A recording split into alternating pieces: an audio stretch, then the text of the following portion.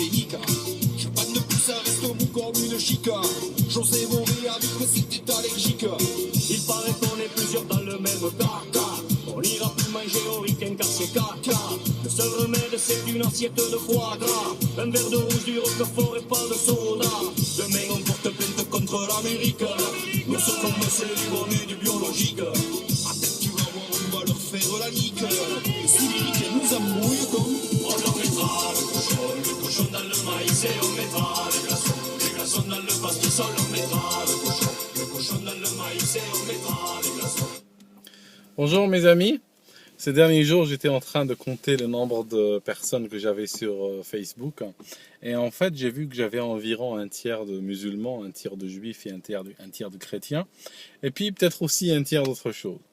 Et j'en ai nourri, je dois le dire, je me suis rendu coupable si vous voulez d'une certaine fierté parce que je me suis dit ce discours que je partage avec les gens, qui correspond, ce n'est pas un discours fabriqué, mais ça correspond à une réalité intérieure, eh ben, ce discours-là arrive des fois à réunir, ne serait-ce que dans un, comment dire, que sur un terrain extrêmement tenu, extrêmement petit, arrive à réunir ce qui ne se réunit pas normalement. Voilà, c'est ce que je voulais vous dire. Ça m'a rappelé un petit peu l'histoire des alchimistes. Vous savez, pendant très longtemps, les alchimistes cherchaient un solvant universel, un solvant qui aurait permis de mélanger, de rapprocher ce qui ne se mélange pas, ce qui ne se rapproche pas.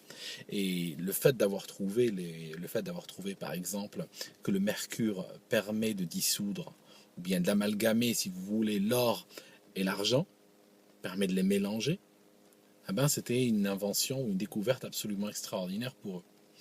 Et les Grecs, toujours dans le même esprit du solvant, les Grecs considéraient l'amour comme un solvant universel, parce que l'amour permet de réunir, un petit peu comme le mercure permet de réunir l'or et l'argent, eh ben, l'amour permet de réunir des pôles opposés.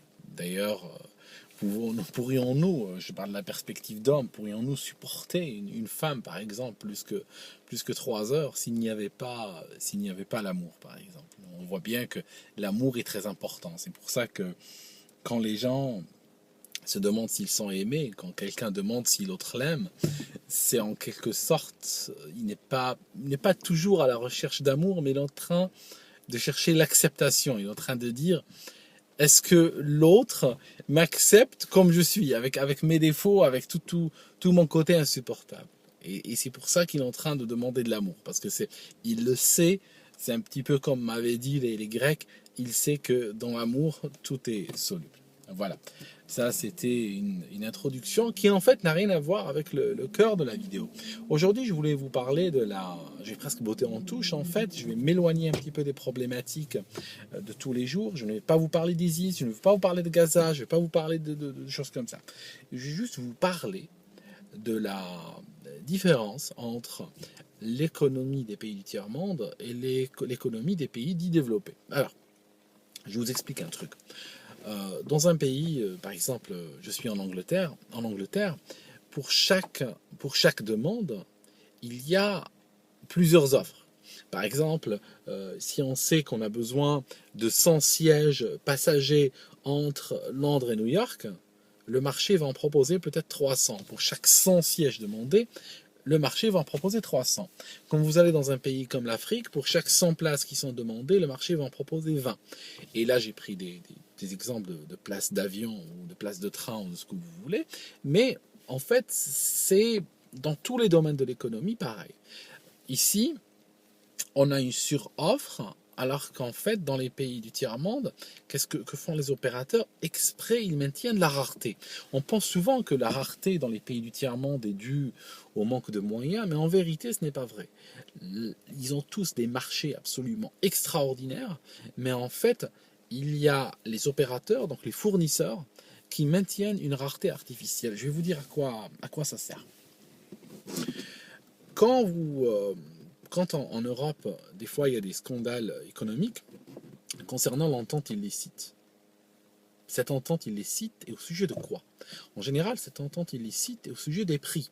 C'est-à-dire que plusieurs opérateurs, peu importe le domaine, vont se réunir et décider de signer une sorte de pacte de non-agression pour maintenir des prix très cohérents d'une offre à l'autre pour éviter une guerre des prix qui serait dommageable pour eux. Et bien sûr, c'est extrêmement interdit, c'est extrêmement grave et chaque fois qu'on les chope, ils finissent par des amendes records.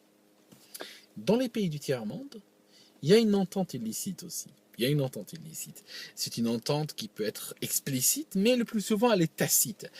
C'est une entente qui correspond à des mentalités qui vont converger vers le même calcul. Ce sont des opérateurs qui vont tous faire le même calcul. Et finalement, ce qu'ils font s'apparente à une entente illicite, mais ce n'est pas une entente illicite sur le prix. C'est une entente illicite sur la rareté, pour causer la rareté. Pourquoi causer la rareté? Je vais vous dire pourquoi. Parce que quand tu causes la rareté, eh qu'est-ce qui se passe? Tu vas être dans une situation où c'est toi qui vas dominer le marché avec ton offre. Et en fait, le consommateur est tellement désespéré qu'il est prêt à t'acheter n'importe quoi comme produit. Ça signifie que les niveaux d'exigence du consommateur qui est dans un marché géré par la rareté, son niveau d'exigence est extrêmement bas. Donc, que fait le consommateur? Il est en train d'accepter n'importe quoi. Alors, que gagne le fournisseur? Je vais vous dire ce qu'il gagne. Au lieu de produire, par exemple, comme en Europe, tu produis un produit à 9 euros. Par exemple, il va te coûter 9 euros à produire. Si tu arrives à le vendre à 10 euros, c'est déjà l'Eldorado. C'est extraordinaire si tu arrives à faire ça. Donc tu as une marge qui est extrêmement tenue. Pourquoi? Parce que tu es dans un environnement extrêmement concurrentiel où le consommateur a le choix. Mais quand tu vas dans un marché comme le marché algérien, par exemple, qu'est-ce qui se passe? C'est tout à fait le contraire. Le consommateur n'a pas le choix. Avec son argent, il n'arrive pas à trouver le produit. Donc, qu'est-ce qui se passe? Le fournisseur, au lieu de fabriquer un produit à 9 euros et le vendre à 10, il va fabriquer un produit à 2 euros parce qu'il est de très mauvaise qualité et il va le vendre peut-être à 15. Donc, remarquez comme dans un marché géré par la rareté, les opérateurs ont une marge absolument extraordinaire, absolument outrageante par rapport à la qualité du produit. Et donc, qu'est-ce qui va se passer? Ils n'ont pas besoin de vendre autant qu'en Europe pour s'en sortir. Donc, ça leur permet de maintenir la rareté. Ils peuvent vendre 10 fois moins qu'en Europe, mais il gagnera 3 ou 4 fois plus d'argent, sans se casser la tête. Parce que le fait de fabriquer des produits de mauvaise qualité, il n'a pas besoin de main-d'œuvre extrêmement qualifiée, il n'a pas besoin d'un budget de recherche, il n'a besoin de rien du tout. Ce qui nous ramène à la prochaine étape, ce qui nous ramène à un autre problème qu'on trouve très couramment en Afrique, c'est, par exemple, on trouve des diplômés, des gens qui ont passé 5, 6, 10 ans à l'université, qui sont bourrés de diplômes et qui sont en train de jouer au domino dans un café toute la journée, ou qui sont assis près d'un mur avec un carton qu'ils utilisent comme table et jouent aux cartes. Pourquoi? Parce que sur le marché, on n'a pas besoin d'eux. Pourquoi? Parce que tous les opérateurs se sont accordés pour vendre des produits médiocres et puis en limiter la quantité disponible sur le marché. Ils n'ont pas besoin de gens compétents, ils n'ont pas besoin de gens qualifiés. Les gens qualifiés coûtent cher. Ils n'en ont pas besoin parce que tu as besoin de gens qualifiés que lorsque tu es dans une sorte que lorsque tu es en train de faire une guerre de qualité. Que si tu veux améliorer la qualité de ton produit ou tu veux améliorer la productivité pour pouvoir fabriquer le même produit moins cher ou autre. Mais du moment que tu n'es pas dans cette guerre-là, tu n'as pas besoin de gens compétents. Je vous donne un exemple très intéressant, un exemple que j'aime bien, mais qui illustre, qui peut être généralisé à plein d'aspects. Mais quand j'étais en Algérie pendant des décennies, on avait la limonade. Alors, la limonade en Algérie, c'est toute une institution. Pourquoi? Parce que les Algériens ne posent pas du vin à table. Donc chaque fois qu'ils ont un repas ou qu'ils ont des invités ou qu'ils ont un mariage ou une naissance ou quoi que ce soit, ils posent des bouteilles de limonade à table. Donc l'Algérie consomme énormément de limonade. Le peuple algérien en consomme plus que peut-être que le peuple français consomme de vin. Alors, qu'est-ce qui se passe? Dans ce cadre-là, on a eu, depuis l'indépendance de l'Algérie, on a eu des entreprises algériennes. Des entreprises algériennes qui avaient le marché algérien dans une sorte en sorte de monopole, en fait. Ils n'avaient pas de concurrence étrangère sur ce marché-là. Le marché était à eux. Alors, qu'est-ce qu'ils ont fait? Pendant des décennies, ils nous ont vendu les bouteilles de limonade dans des bouteilles en verre qui étaient consignées.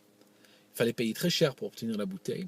Et le plus souvent, même en payant, tu ne trouvais pas de bouteille. Ça signifie que, par exemple, tu as 3 bouteilles à la maison, et puis tu ne peux acheter que 3 bouteilles au maximum. Si tu vas chez l'épicier, tu lui demandes de lui acheter des bouteilles, ou même de lui donner de l'argent en consigne, avec ton argent, et tu dis non, la bouteille est plus précieuse que l'argent. Il n'est pas prêt à la lâcher, quel que soit le prix que tu offres. Et donc, ce qui se passe, c'est que tu achètes tes 3 bouteilles, et puis tôt ou tard, tu vas ouvrir la bouteille, et qu'est-ce qui va se passer? Eh ben, elle va fissurer au niveau du goulot, et la prochaine fois, quand tu vas la proposer à l'épicier, alors l'épicier va inspecter chaque bouteille que tu lui donnes. Donc toi, en tant que client, tu es à genoux, l'épicier est sur son piédestal, et tu as ton argent en main, et tu espères avoir comment dire, avoir le privilège de lui acheter son produit. Et alors il regarde, il va dire, ah, cette bouteille, tu vois, elle est fissurée, je la prends pas, il te la rend. Et ça signifie qu'à partir de ce moment-là, tu ne peux acheter que 2 bouteilles dans ta vie, parce que tu as une bouteille qui est foutue. La qualité était dégueulasse. Certaines limonades étaient fabriquées avec de l'eau salée. D'autres, on trouvait dedans des cafards, on a trouvé des pansements, on a trouvé des substances bizarres qui flottaient dedans. On a trouvé je ne vous raconte pas, quoi. D'ailleurs, à tel point que les Algériens, pendant très longtemps, je me souviens, avaient une phobie sur les limonades noires. Personne n'achetait de limonade noire. Pourquoi? Parce qu'en fait, les gens étaient dans la rationnelle que s'il y a un mégot qui flotte, ou un pansement, ou un crachat ou autre, tu dois être capable quand même de le voir. Alors que sur une limonade qui est noire, tu ne le vois pas. Donc tu es en train de boire à l'aveugle, en quelque sorte. C'est une limonade du mort. Et ceci a duré pendant très nombreuses années. Sans qu'aucun opérateur en fait ne cherche à briser ce tabou-là. Du moment qu'ils avaient le consommateur à genoux devant eux, ils étaient très contents. Ils se faisaient beaucoup d'argent. Ils nous vendaient un produit de très mauvaise qualité qui leur coûtait pratiquement rien à produire. Ils nous le vendaient à 10 fois le prix de production. Et puis ils se faisaient de l'argent facile. Et puis voilà. Et personne ne cherchait à améliorer quoi que ce soit. Qu'est-ce qui s'est passé? Un jour, sont arrivés, il y a eu un petit peu d'ouverture économique, et sont arrivés Pepsi-Cola et Coca-Cola en Algérie. Et des marques équivalentes, des marques qui sont venues du Moyen-Orient, des États-Unis, d'Europe et tout ça. Et à la grande honte donc des opérateurs locaux, il faut dire qu'ils ont été balayés de leur propre marché où ils étaient chronologiquement présents depuis des décennies. Ils ont été balayés en 3 jours. Franchement, en quelques jours, plus personne ne touchait à la limonade locale. Coca-Cola avec la limonade noire ont réussi à faire du business, alors qu'en fait, les Algériens en étaient phobiques pendant très longtemps. Et ce qui se passe, c'est que ces marques-là arrivaient avec un produit de qualité constante, pure, garantie, et puis ils s'en foutaient, ils te donnaient les bouteilles autant que tu veux, des bouteilles en plastique, des canettes, consomme-le sous n'importe quelle forme que tu veux, juste viens et achète-le. Ils allaient chez les épiciers, ils installaient des frigos qu'ils offraient gratuitement et autres, et ils ont commencé à ouvrir des usines d'embouteillage un peu partout. Et à la même vitesse, peut-être même plus rapidement encore, ces petites entreprises familiales qui nous avaient fait boire leur saloperie pendant des décennies ont toutes fermé. Ils sont où maintenant? Voilà, ils sont foutus, ils ont été balayés. Alors c'est vrai que là, je vais rejoindre un autre sujet. C'est qu'on parle souvent de la mondialisation, mais moi, sincèrement, mondialisation ou pas, j'étais très content de voir Coca-Cola écraser ces entreprises. Parce que par certains aspects, je suis contre la mondialisation, bien sûr, mais sur certains aspects, quand je vois que la mondialisation a permis d'effacer, de rayer de la carte des acteurs peu scrupuleux et nous permettre en Algérie d'accéder à un produit de qualité, franchement, j'ai rien contre. Voilà, parce que il y a la mondialisation qui a des problèmes, mais il faut aussi savoir que le protectionnisme, les marchés fermés, les marchés contrôlés par des opérateurs peu scrupuleux sont aussi des marchés extrêmement malsains qui prennent en otage, le consommateur. Voilà, c'est juste des choses auxquelles j'ai pensé aujourd'hui, et puis voilà, je vous souhaite tout de bon, comme on dit. Voilà, c'est comme ça. Je termine cette vidéo ici. C'est la vie. Les choses viennent, elles arrivent.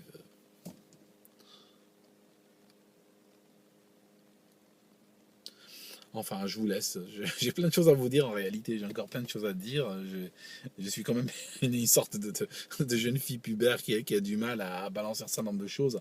Mais non, je vais m'arrêter là. Je vais m'arrêter là pour cette vidéo, et puis je reviendrai dans une autre vidéo dire plein de choses.